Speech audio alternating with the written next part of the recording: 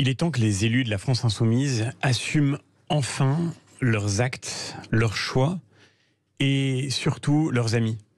La question de savoir comment un député peut se retrouver dans une manifestation interdite, mais effectivement, plus encore, je crois, pour ma part, dans une manifestation où les slogans principaux sont que tout le monde déteste la police. Cette question-là ne peut pas ne pas leur être posée. Maintenant, il est temps de sortir enfin de l'adolescence. Vous voyez, quand on est adolescent, parfois on peut se laisser aller à des aberrations stupides. Elles n'en sont pas moins coupables.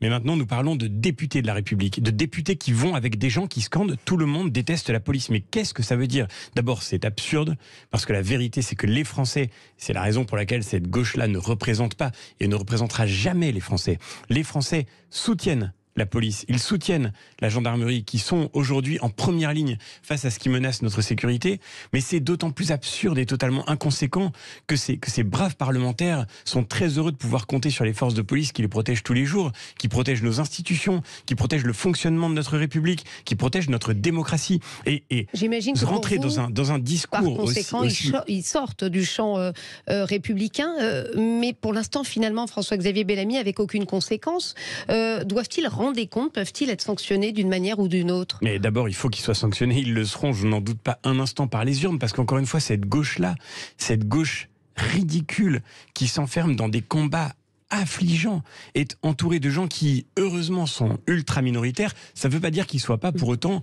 dangereux. Ils sont dangereux parce que cette idéologie, elle mine de l'intérieur nos institutions.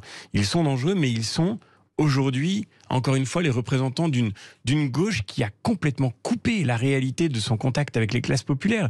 Mais parlez aux ouvriers, parlez aux salariés français, parlez aux familles les plus modestes, les plus précaires. Aujourd'hui, ce sont ces foyers-là qui savent que leurs préoccupations sont bien ailleurs que dans des combats complètement idéologiques sur la question du désarmement de la police.